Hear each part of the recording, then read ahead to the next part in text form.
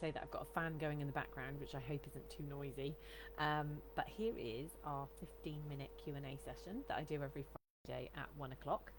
If you're listening to a recording of this, or maybe you're listening on the podcast, then please do come join the group and pop a question in there for me to answer on a Friday afternoon. You're very welcome to do so. I normally try and put a post up on a Thursday morning, but as it turned out, this is the problem when you are smug that you've been efficient. So I was feeling very smug because I had scheduled a bunch of posts in advance. Those Thursday morning posts where I asked people in the group, have you got any questions for me? And turns out I scheduled them all in my private members group. So the wrong Facebook group. But there we are. Small things. And like I say, warning for being smug. But anyway, this is the free Facebook group Q&A session, which happens every Friday at 1 o'clock. I dedicate 15 minutes just to answering as many questions as I can. My trusty Alexa keeps me on time, just because otherwise I am, as my students will tell you, I am a bit inclined to go down rabbit holes, and it's, trying to keep me on track.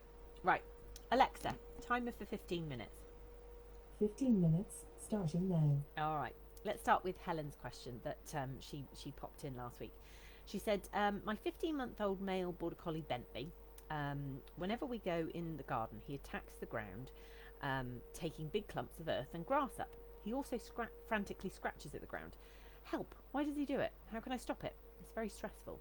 So it's really interesting, actually, that he's taking so much grass up, because sometimes dogs will, eat a little bit of grass, and as long as it's not excessive, as long as it's not, over the top, it's not too much of an issue. But it does sound like there's something that is bothering him.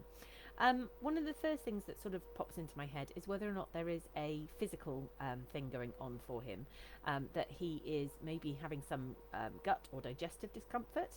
And if that were the case, if you occasionally he had a bad tummy, or you generally struggle with getting him to eat, that kind of thing, that's the first place I would look to start with this, because often when they are doing a lot of like frantic sort of scratching or digging, certainly attacking the ground is kind of quite a big thing. That would be something that I would look into first and foremost. So digestive health would be there, sure. The second thing I would also look at is what are his associations with the garden. Have stressful things happened in the garden? And what he's doing is he's come up with kind of a coping strategy for whatever's going on in the garden. And this is where, if it was one of my Q&A sessions with my club students, I would be on a Zoom call and we'd be able to ask questions back and forth a bit more. But that's something that I would certainly get you to have a think about. Is it, as I say, that there's been stressful occasions out in the garden, and so he's come up with a coping strategy, which obviously isn't very good for your grass perspective, but it's maybe helping him cope. So those are the two things that I would check out, Helen. And if you want a bit more help or guidance with that, then please do feel free to pop another question into next week's Q&A. Now, Katrina had a question that she posted last week, so we'll get that one done today, Katrina. Thanks for your patience. She says, here with 2.5-year-old Bonnie. Bonnie is a good girl, but very sensitive and wary of new people. When we have visitors to the house, she barks and quickly runs up to them in quite an intimidating way, barking initially, then stepping in close and retreating from them, and repeating this several times until she settles. She's not very foodie, but things we have tried are scatter feeding, playing some tug, training a settle. She even does this with people she knows well, which is frustrating. The only exception is her family. Although she does settle quickly, the way she rushes at people gives me anxiety that she may nip if they move suddenly, raise a hand or step in, etc. Katrina, I think that's sensible to be kind of wary of that, because absolutely it sounds like she's not very sure, doesn't it? So there's a few bits and pieces that I would think about. First and foremost would be looking at teaching a good meet and greet protocol. So all of my dogs get taught this right from a very early age. My mum's little spaniel Bertie is going through that same process at the moment, and that is that if you want to go and say hi to a person or another dog, then first off you have to check in with me, and you have to be able to perform a basic behaviour like a sit. If you cannot, you don't get to go and say hi. That's the end of the conversation. Because if you can't perform that simple sit that you've been doing since you were a wee baby, that tells me that your brain is not in a position to be able to be sensible when it comes to saying hello. So what I would suggest doing is going through that process with family members first. And like I say, the sequence is relatively straightforward. It looks like this. As I say, dog is on lead. I ask for the sit. Hopefully they perform the sit. I take a step forward away from them and I expect them to stay in that sit. Then I say to them, okay, go say hi. At the point they're going in to say hi, normally I don't actually, for the first few times anyway, I don't actually expect them to say hi. What I'm looking for is a treat is going to appear on the end of the nose, something really yummy, like warm liver cake that's just come out of the oven, something really impressively delicious. And I just turn into it this way and I ask them to come away. So the like pieces, if you like, if you're going to separate them off, are being able to hold a sit weight under some distractions, being able to turn away from something that you find interesting or distracting. So I might practice it, for example, with a dog that likes toys. I might try it with a ball down on the floor, for example. And yeah, I'd be looking to build up to the fact that then I could do it with strange people. And one of the reasons that the meet and greet protocol and other training protocols work so well with Border Collies, particularly with all dogs, but with Border Collies perhaps particularly, is that it's a pattern. And Border Collies like patterns. My dog training colleague, Leslie McDevitt has come up with a series of what she calls pattern games that they are used very successfully with Border Collies. But anything can be a pattern. Anything can be I think of it for Border Collies a bit like a dot-to-dot puzzle. They're really good at going, okay, this is happening, this is happening, this is happening, and then from that they then make a decision about how they feel about it or how they're going to behave. So if we do enough of that dot-to-dot puzzle and it has a positive outcome and they understand the elements and they're all across it, that often takes a lot of the stress for them out of whatever the situation is, if it's something that worries them. So that's something that I would think about. Training a settle, definitely, but it sounds actually more like we need to work on the how do we do social situations. And the meet and greet protocol is brilliant because I've done it in the past, for example, with puppy classes, and I asked Vodka if she would join in my puppy class. That's my one of my Border Collies, and we got into our sit. The puppy was in a sit, and I said to Vodka, I said, okay, go say hi, and she said, no, thank you. She stayed sat where she was. She said, no, thank you. I see that puppy over there. No, I do not want to say hi to it. And what's really helpful about that is, was it a bit embarrassing in that class? Yes, it was a little bit embarrassing in that class. But it was also really helpful in explaining to that puppy class about what consent looks like and what good social experience looks like. Because Vodka and I have that line of communication open, in another situation with another dog and person, what may have happened is that puppy would have got snapped at because the dog did not get the opportunity to say, no, I don't want to, got shoved into the situation, and then we had a reaction. So yeah, this is why protocols like this work so well, because it gives us it opens a line of communication, which I like. But Katrina, if you want more help with that, then do feel free to let me know. Okay, Joyce posted a question today under my impromptu live this morning in my pajamas. Joyce asks, she said, Arlo has started beginner's agility and has had 8 sessions and he's doing well. I'm glad to hear it. Joyce is a previous student of mine, so it's nice to hear that he's getting to do some agility. He's a gorgeous black and white Border Collie with quite a black face. Reminds me very much of my original Border Collie Kai, who you can see just here up in the frame behind me. Anyway, she says, however, I actually feel that it is causing him stress. We have to leave our dogs in the car while helping to set up the equipment, and he is very vocal while being left and is obviously distressed so much that he doesn't want to go back in the car at the end. He also does several Zoomies throughout.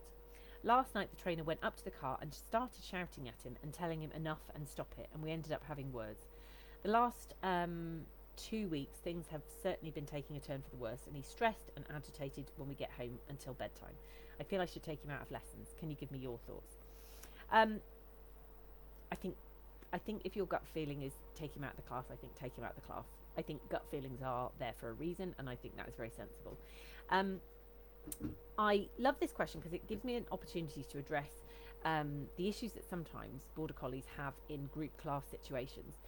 Um, Group class situations, particularly with something like agility, which is in principle a fun thing for border collies to be doing, but when they get put into a situation like that where there's lots of movement, there's lots of things going on, there's sound of things like dogs running through tunnels, there's often people shouting instructions at their dog, there's quite a lot of stuff going on.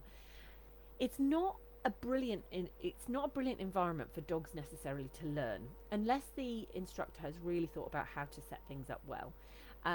So for example, the agility instructor I go to, we are in an indoor arena, and there is a viewing gallery, and the viewing gallery is such that the dogs can see a little bit through, but there isn't loads of viewing for them, so they can't get worked up necessarily waiting and watching. But also it's really easy to step outside and still kind of be aware of what's going on, but not have to be like in that pressurized environment if the dogs are not comfortable. So much of like beginner agility classes, there's just a lot of moving parts all happening at once, and there aren't enough what I would call life skills being put in place before dogs are started being asked to ignore difficult distractions. So the sort of life skills I'm talking about from an agility perspective. So being able to settle whilst talking to another person. So never mind agility stuff going on. Can you, whilst I'm out and about and you're on a lead and I ask you to settle down next to me, can I hold a conversation with another person? There's lots of border collies that can't do that, that will start whinging or whining and want to get going again. So that would be one of the skills that I would be like, okay, that needs to be pretty good. The dogs do sometimes have to be left in vehicles. I think that can actually be a useful thing. But if he's not practiced at it, then add into the fact that there's this exciting event that's happening at the end of coming out of the car, that's likely to cause issues. So that's a life skill that I would certainly say has nothing to do with agility, but is potentially useful for working on. And things like barking in frustration. Why are dogs barking in frustration? So what can we do about making them less frustrated so that we don't get the barking? So for me, that would look like okay, going home with some homework and going, okay, let's go and sit in the car, and you can just sit with a chew and see if we can get some nice relaxed chewing going on in the car, practicing being in the car, and then walking out, walking back in, coming back in and out, so that there's kind of things coming and going. I'm not always there, but you can stay chewing your chew, that kind of a thing. Those are the sorts of suggestions I would be making if you were coming to my class. In terms of the agility itself, one of the things I think often happens is that because the dogs are learning at the same time as you, there is a lot of learning taking place, and agility is honestly, it's one of my favourite things to do with my dogs. But it does take quite a lot of coordination on behalf of the human end of the lead. And in this kind of stressful situation, like I say, it can just be a lot. So lots of my online students, we now, since you've gone actually, Joyce, we've been doing a monthly Q&A session where we just focus on agility or other fun training topics. And one of the things that we did just last week, in fact, it was this Tuesday, so it's not even, honestly, the week has gone quickly, but Tuesday just gone. We looked at the setup that people have in their gardens, what potential equipment they might have. That might be 2 or 3 jumps. For some people, it isn't like a physical, agility jump like you might see at your training class, but it's just some poles stuck in the ground and then a pole, put across. You can use anything as that kind of thing, a broom pole or something like that. And what we've been doing is there's a wealth of videos within the Collie Culture Club that I point people in the direction of, and they can go away and do homework doing agility. So you go and practice in your back garden where your dog is comfortable and where they are able to learn and where you are able to learn. And then what happens, and this is the lovely thing about doing this stuff at home, is that then when you go to an agility class, guess what? Your dog knows a little bit about what you're going to be asking them to do. My mum's puppy Bertie has been going along to puppy class, and my mum and I were having this conversation where she said to me, I'm starting to understand why you get us to do these things before we go to puppy class. because she said the other puppies are so distracted. And I said, yes, but they're being asked to learn things for the first time in that environment. When Bertie is being taken into that puppy class, he's not learning things for the first time. He's had his auntie Gemma explaining to him, this is what I expect when I ask for a sit, this is what I expect when I ask for a down, this is what going on the lead looks like. You know, all of these pieces, he's not learning for the first time. And agility is very much like that. If we can teach them away from it and then bring them into that busier environment, so much the better. So I'd be inclined, Joyce, to think about either looking at other things that you could be teaching at home and what equipment you might be able to fit in your garden. And, you know, I'd be very happy to help you with that because, as you know, I thought Arlo was brill. But otherwise, maybe looking around and seeing whether or not there's somebody that you could do one-to-one agility training with, which I appreciate would probably be a bit more expensive. It might look at, look like something like once a fortnight instead of once a week classes. But I think what you might find is that you get much more out of it, and maybe just investing in a couple of bits that you could put into your garden that actually you could both have lots and lots of fun doing it. And just take the stress away. So I hope that's helpful. But do keep me posted because I'd like to know how you get on with that. Right, final question. Jason asked, he's got a beautiful, delicious looking red and white Border Collie that he posted a photo of. And he's put, Nala is now playing the keep away game all the time outside. Any idea how to stop it? Thanks.